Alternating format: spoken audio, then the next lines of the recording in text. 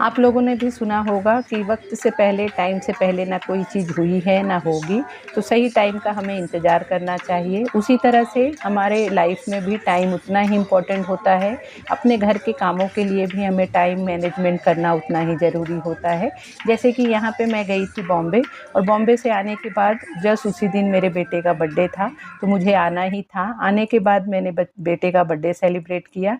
उसके बाद आपको मैं मेरे घर का हाल दिखाती हूँ कि घर पूरा मेरा बिखर गया था, क्योंकि यहाँ पे मेरे हस्बैंड वर्किंग है, वर्क फ्रॉम होम ही करते हैं, लेकिन वो इतना बिजी रहते हैं कि उनको बिल्कुल ही टाइम नहीं मिलता है किसी भी चीज़ के लिए। फिर भी उन्होंने 3-4 दिन कैसे मेरे बेटे को थोड़ा सा उसके स्कूल क्लास जाने के लिए मैनेज किया, वही बहुत बड़ी बात थी। लेकिन और जो भी बाकी चीज़ें थी वो वैसे ही एज इट इज़ उन्होंने रख दिया था। कोई भी चीज़ घर का यहाँ से वहाँ उन लोग ने कुछ भी हिलाया नहीं था। तो आने के बाद मुझे ये सब चीज़ें करना उतना ही ज़रूरी था। हमारे घर में दिन भर में इतने सारे छोटे-बड़े काम होते हैं, जिसकी ना कोई गिनती है और ना वो दिख के आता है। हम दिन भर में कितना भी काम कर लें, वो किसी को दिखता नहीं है, ना हम वो किसी को बता सकते हैं या जता सकते हैं। लेकिन अनगिनत काम हमारे घर में होते हैं।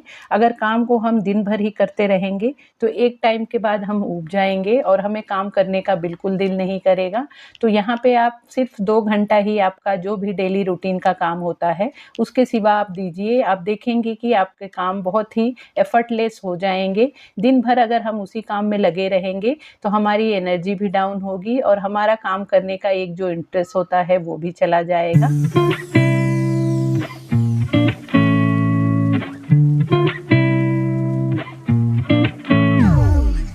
टाइम को अगर हम सही से मैनेज करके चलेंगे, तो ही हम दिन भर में अपने टाइम को इस तरह से करेंगे कि हमारे 24 घंटे 48 घंटे में बदल जाएँगे। और इस तरह से काम करने पे ही हमें अपने लिए, अपने हॉबी के लिए टाइम मिलेगा, कि हम अपने लिए भी टाइम निकाल पाएँगे, और जो भी हमारा कुछ इंटरेस्ट है, जो भी हमें करने का दिल होता है, घर के कामों के अलावा हम उन सब कामों के लिए भी टाइम दे पाएँगे। और जब हम अपने दिल का भी काम करेंगे, तब जाके जब हम अपने घर के काम करने जाएँगे, तो उतने ही मतलब इंटरेस्ट के साथ करेंगे, उतने ही उत्साह के साथ करेंगे। अगर सिर्फ़ हम अपने कामों को दिन भर इस तरह से ही घिस-घिस के करते रहेंगे, तो एक टाइम के बाद बोर हो जाएँगे और हमारे घर के कामों में दिल नहीं लगेगा। यहाँ पे मैं एक बात और आप लोगों से कहना चाहूँगी, अगर आपके घर में आपके हस्बैंड, आपके बच्चे आप अपनी ज़िंदगी में, अपने लाइफ़ में बिज़ी हैं, जैसे कि बच्चा बड़ा हो गया है, जैसे कि मेरा बेटा है, वो अभी इस साल 12th में है, तो उसको अलग से मतलब अपनी पढ़ाई होती है, एक्स्ट्रा पढ़ाई होती है, जिसकी वजह से वो कहीं जा आ नहीं सकता है। और मेरे हस्बैंड हैं, वो भी अपने काम में इतने बिज़ी रहते हैं कि वो ज़्यादा टाइम नहीं दे पाते हैं, कहीं जा आ नहीं पाते हैं, और पर्सनली भी उन्हें ज़्यादा कहीं जाना आना पसंद भी नहीं है। और मैं हूँ, मुझे थोड़ी आदत है कि मुझे लोगों से मिलना, उनसे बातें करना, ये मैं ज़्यादा मतलब फ्रेश फ़ील करती हूँ ये सब करके। तो मैं उन लोग की वजह से, ये नहीं कि वो नहीं जा पा रहे हैं, तो मैं अपनी ज़िंदगी को रोक दूँ, वहाँ पे ही रुक जाऊँ। अगर हम इस तरह से करते हैं, तो हम एक टाइम के बाद बोर हो जाते हैं। अगर जैसे हमें पसंद है घूमना-फिरना, लोगों से मिलना, बातें करना, तो वो चीज़ आप मत रोकिए। वो उनकी पसंद है कि उन्हें किसी से मिलना-जुलना या घर में रहना पसंद है, तो वो उसमें एन्जॉय करते हैं। लेकिन आप अगर उस तरह से नहीं एन्जॉय करते हैं, आपको जो करके एन्जॉयमेंट मिलता है, आप फ्रेश फ़ील करते हैं, तो आप भी उस काम को ज़रूर कीजिए। यहाँ पे अगर उन लोगों को, मेरे हस्बैंड को या बेटे को टाइम नहीं मिलता है, तो मैं अपने घर के कामों को करके फिर मैं अपने लिए टाइम ज़रूर निकालती हूँ। अकेले ही ट्रैवल कर लेती हूँ, बॉम्बे चली जाती हूँ, अपने फैमिली से मिल लेती हूँ, 1-2 दिन स्पेंड कर लेती हूँ। इतना कर लेने के बाद मुझे अलग एनर्जी फ़ील होती है, मैं एक फ्रेश फ़ील करती हूँ। तो इसलिए मैं इस तरह से 1.5-2 महीने में जाना-आना प्रेफ़र करती हूँ, जिसकी वजह से फिर मेरा दिल मेरे घर में लगा रहता है। और ऐसा नहीं है कि मैं वहाँ जा रही हूँ, तो मैं घर की रिस्पॉन्सिबिलिटी छोड़ देती हूँ। जो भी होता है उन लोगों के लिए, नाश्ता हुआ, खाना हुआ, वो सबका मैं सही तरीके से मैनेज करके ही जाती हूँ, कि मेरे ना रहने पे उन्हें बर्डन ना आए। तो यहाँ पे मैं यही कहना चाहती हूँ कि आप लोग आपकी ज़िंदगी जीना ना छोड़ें। अगर आपके घर में मेंबर्स आपके बिज़ी हैं, तो आप अपने तरीके से अपनी लाइफ़ को एन्जॉय करने का एक ज़रिया ढूँढिए, एक रास्ता ढूँढिए। मैं जब भी बॉम्बे जाती हूँ तो कोशिश करती हूँ कि वहाँ से कुछ भी शॉपिंग करके लाऊँ, जो चीज़ यहाँ पे अच्छी नहीं मिलती है तो वो मैं वहाँ से लाने की कोशिश करती हूँ। लेकिन इस बार मैंने कुछ भी शॉपिंग नहीं किया, क्योंकि लास्ट टाइम मैं गई थी तो मैंने बहुत सारे भगवान जी के बर्तन खरीदे थे, जिसके वीडियो मैंने आप लोगों के साथ शेयर किया था। इस बार तो मैंने कुछ भी नहीं खरीदा, लेकिन जाने पे कुछ ना कुछ तो चीज़ें मुझे मिल ही जाती हैं। जैसे कि यहाँ पे देखिए, ये मैं गई थी मेरे बुआ सास के घर पे, तो वहाँ पे मुझे मेरी ननद ने ये मुझे एक पर्स दे दिया, जो कि बहुत ही अच्छा लगा मुझे, तो एक पर्स मिल गया है। और बुआ सास ने इस तरह से बहुत सारे ये स्कार्फ दे दिए हैं, जो मतलब स्कूटी चलाने के टाइम धूप लगती है तो छोटे-छोटे स्कार्फ लगते हैं फेस को बाँधने के लिए। साथ ही छोटे-छोटे दुपट्टे हैं जो मतलब हम ड्रेस पे ले सकते हैं। और यहाँ पे मेरी दीदी ने इस तरह से मुझे पीतल के दिए दिए हैं।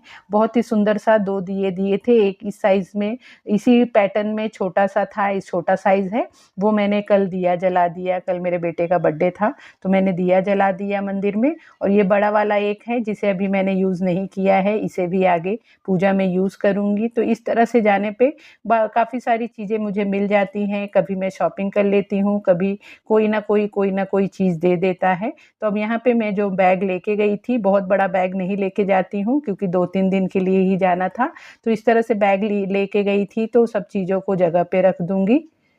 अपने घर को आप हमेशा साफ-सुथरा रखना चाहते हैं, अपने टाइम को सेव करना चाहते हैं, तो एक आदत आपको लगानी पड़ेगी कि जो भी चीज़ें आपके घर में हैं, जब आप उसे करने जा रहे हैं, तो उसी टाइम पे आप उस चीज़ को उस जगह पे रखिए, जिस जगह पे उसे रखने की आपने जगह बनाई है।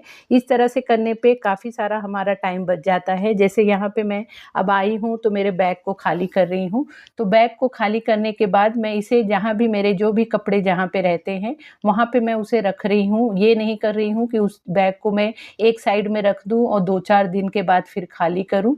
तो उसी दिन उसी काम को आप उसी टाइम पे, सही टाइम पे और सही जगह पे उस चीज़ को आप जब रखेंगे, तो आपका घर हमेशा साफ-सुथरा बना रहेगा। घर को हमेशा नीट एंड क्लीन रखने के लिए एक मेन स्टेप होता है ऑर्गेनाइजेशन। अगर आपके घर में आपने चीज़ों को रखने के लिए अच्छे से ऑर्गेनाइजेशन करके रखा है, तो आपकी चीज़ें, आपका घर कभी भी बिखरेगा नहीं और कभी भी वो गंदा नहीं होगा। जैसे कि यहाँ पे देखिए, मैंने हर चीज़ को रखने के लिए हर एक मतलब सेक्शन बना रखा है और इसमें चीज़ों को ऑर्गेनाइज़ करती हूँ। इस तरह से जब हम सही से अपने घरों में चीज़ों को ऑर्गेनाइज़ करते हैं, तो जब भी हमें जो भी चीज़ की ज़रूरत होती है, तो हमें पता रहता है कि वो चीज़ हमें उसी जगह पे मिलेगी, तो फटाफट हम वहाँ से ले सकते हैं और चीज़ों को हमें ज़्यादा मतलब उथल-पुथल भी नहीं करना पड़ता है, ढूँढना भी नहीं पड़ता है, जिसकी वजह से हमारा टाइम भी बचता है और हमारे घर में एक मतलब पसारा भी नहीं होता है।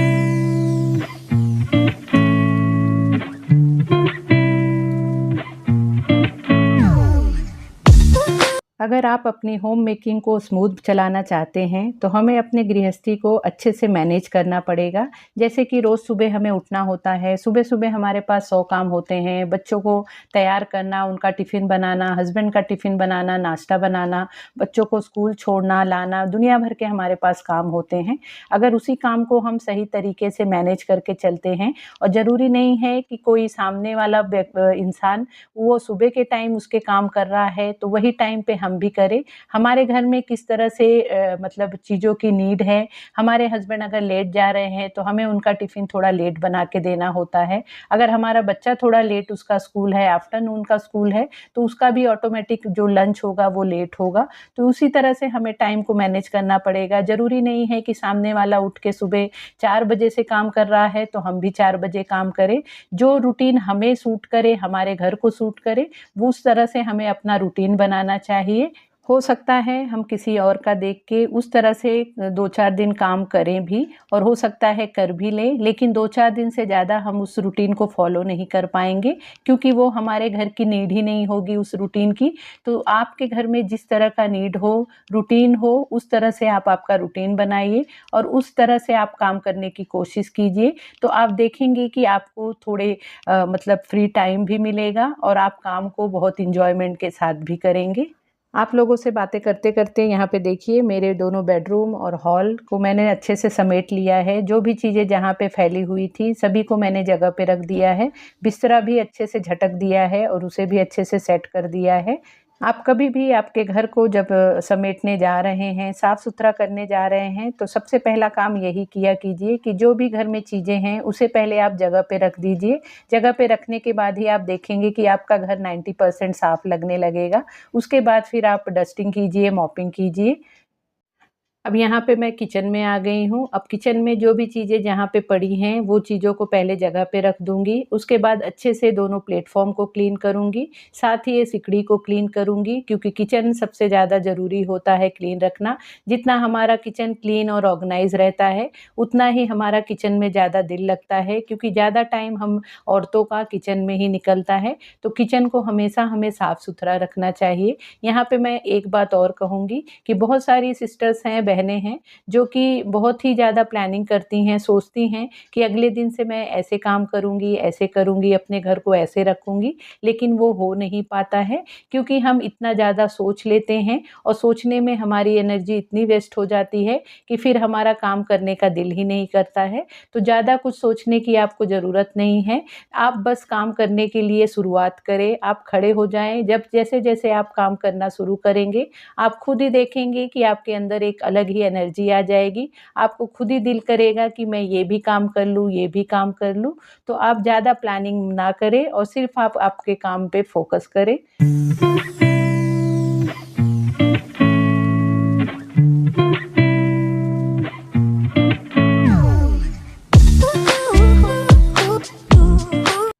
मैं यहाँ पे और एक कमेंट का रिप्लाई करना चाहूँगी। काफ़ी सारे कमेंट मुझे ऐसे आते हैं कि मेरे बच्चे छोटे हैं, हम ज़्यादा टाइम नहीं दे पाते अपने घर के कामों के लिए। तो मैं यहाँ पे एक बात अपनी एक्सपीरियंस शेयर करूँगी। हो सकता है आप लोगों को मेरी बात सही भी लगे या गलत लगे, लेकिन जो मैंने मेरी लाइफ़ में मैंने एक्सपीरियंस किया है, मैंने एप्लीकेबल किया है, अपने लाइफ़ में उस चीज़ को किया है, वो मैं आप लोगों के साथ शेयर कर रही हूँ। जब मेरा बेटा छोटा था, जस्ट बॉर्न हुआ था, तो मेरे पास ज़्यादा कोई मेरे फैमिली मेंबर नहीं थे। मुझे ही मेरे बच्चे को सँभालना था, मेरा घर सँभालना था। उस टाइम पे भी मैंने बहुत अच्छे से अपने घर को मैनेज किया है, अपने बच्चे को सँभाला है क्योंकि मैंने टाइम टेबल से अपनी चीज़ों को सेट किया था।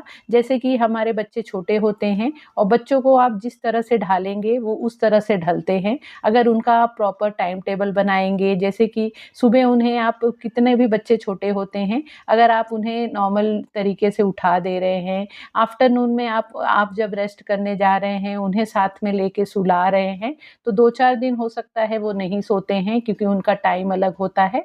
लेकिन धीरे-धीरे आप देखेंगे कि वो उस टाइम पे सोने लगते हैं, प्रॉपर नींद लेते हैं, फिर रात को भी वो प्रॉपर जब उन्हें 6-7 घंटे का डिफ़रेंस हो जाता है, तो फिर से रात को भी प्रॉपर नींद लेते हैं। तो इस तरह से उनका टाइम भी सेट हो जाता है और हमारे टाइम के साथ वो सेट हो जाते हैं। तो जब हमें रेस्ट करना होता है तो हमारे साथ वो भी सोते हैं, जब हमें उठना होता है तब वो भी उठे रहते हैं, तो हमारे काम बहुत ही ईज़िली हो जाते हैं। मैंने मेरे बेटे को इसी तरह से मतलब तैयार किया था, उसे भी उसी तरह से मैंने आदत डाली थी, जिस तरह से मुझे उठना था, मुझे काम करना था, तो उसी टाइम पे वो जब मैं काम करती रहती थी, वो जागता था, वो खेलता-कूदता रहता था, मैं अपने काम कर लेती थी, उसे भी सँभाल लेती थी, काम भी कर लेती थी। तो कभी मेरे घर में मतलब मुझे ये फ़ील नहीं हुआ या मेरे हस्बैंड को ये फ़ील नहीं हुआ कि हमारा घर बहुत गंदा है या हम अपने घर को टाइम नहीं दे पा रहे हैं या अपने आप को टाइम नहीं दे पा रहे हैं। तो आप अगर ट्राई करेंगे, कोशिश करेंगे अपने बच्चों का टाइम टेबल सेट करने के लिए, तो देखेंगे कि सही तरीके से बच्चे भी मतलब सेट हो जाते हैं और हमारा रूटीन भी सेट हो जाता है। टाइम को मैनेज करते समय आप ये भी एक चीज़ का ज़रूर ध्यान रखें, एक स्टेप आप ये भी फ़ॉलो करें कि जो भी आपके वीकली रूटीन होते हैं, उसमें आप एक दिन आपके लिए भी टाइम दीजिए। जैसे कि हम पूरे सातों दिन काम करने जाते हैं, कि उस तरह से हम काम करते हैं, 2 हफ़्ते कर लेते हैं, 3 हफ़्ते कर लेते हैं, उसके बाद भी हम बोर होने लगते हैं, हमें चिड़चिड़ाहट होने लगती है।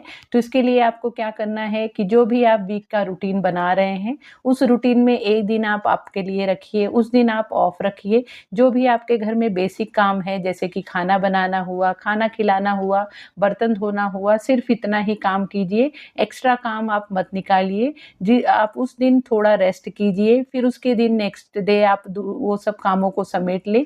लेकिन एक दिन आप कोशिश करें कि मिनिमम ही काम करें, ज़्यादा कामों को आप ना बिखेरें। इस तरह से जब हफ्ते में एक दिन हम रेस्ट कर लेते हैं, तो हमें खुद ही एक एनर्जेटिक फ़ील होने लगता है। नेक्स्ट डे हमें खुद ही लगता है कि हम अपने घर को ज़्यादा टाइम दे पाएँगे। जैसे कि हमारे मतलब हस्बैंड होते हैं या जो औरतें वर्किंग होती हैं, उन्हें जैसे 1 दिन की छुट्टी मिलती है, उसी तरह से हम भी होम मेकर्स हैं, हमें भी 1 दिन छुट्टी लेने का हक होता है।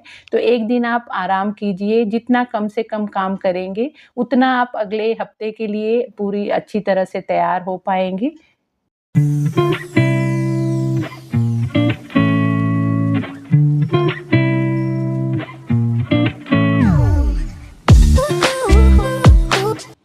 और यहाँ पे मैं कोशिश करती हूँ कि मेरे घर में जो पोछा लगाती हूँ, वो मैं बैठ के लगाती हूँ। मैं कोई मॉप का इस्तेमाल नहीं करती हूँ क्योंकि पर्सनली मुझे मॉप से पोछा लगाना ज़्यादा पसंद नहीं आता है। मुझे ऐसे लगता है कि जब हम हाथ से पोछा लगाते हैं, तो कोने-कोने की सफाई हो जाती है। मॉप से हम कितना भी कोने में पोछा लगाने जाते हैं, लेकिन मुझे पर्सनली ऐसा लगता है कि उतनी सफाई नहीं हो पाती है, तो मैं इस तरह से बैठ के ही पोछा लगाती हूँ। इस पे भी मुझे काफ़ी सारे अच्छे भी कमेंट आते हैं, काफ़ी सारे नेगेटिव कमेंट भी आते हैं कि वीडियो में दिखाने के लिए आप बैठ के पोछा लगाती हैं, लेकिन मुझे ऐसा क्यों करना है? जब जो चीज़ मुझे पसंद है, मैं अपने लिए कर रही हूँ, वही मैं आप लोगों के साथ शेयर करती हूँ।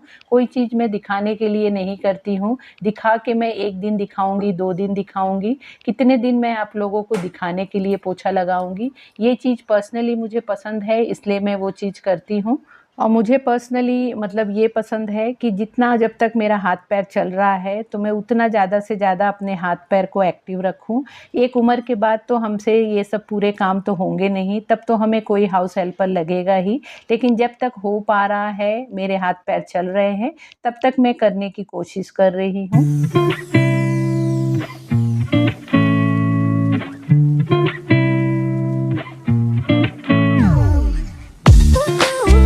देखिए, इतना सब आपसे बात करते-करते मेरे पूरा घर मेरा सेट हो गया है। सिर्फ़ मुझे 2 घंटे लगे हैं मेरे पूरे घर को टाइम देने में और इस तरह से मेरा घर एकदम नीट एंड क्लीन और ऑर्गनाइज़ हो गया है। अब यहाँ पे मैं थोड़ी देर बैठ के रेस्ट करूँगी और उसके बाद फिर यहाँ पे लंच बना लूँगी। तो लंच में सिर्फ़ यहाँ पे मैं जो अक्खा मसूर की पुलाव बना रही हूँ क्योंकि 3-4 दिन के लिए बॉम्बे गई थी तो फ्रिज में मैंने ज़्यादा कुछ सब्जियाँ नहीं रख के गई थी क्योंकि हस्बैंड बनाने वाले नहीं हैं, तो मैंने उतना कुछ सब्ज़ी नहीं रखा था और सब्ज़ी बेसिक में प्याज़, टमाटर यही थे, तो मैंने यहाँ पे मसूर पुलाव बना लिया है। अब शाम को जाके मार्केट से सब्जियाँ लाऊँगी, उसके बाद फिर मेरा रूटीन चालू होगा।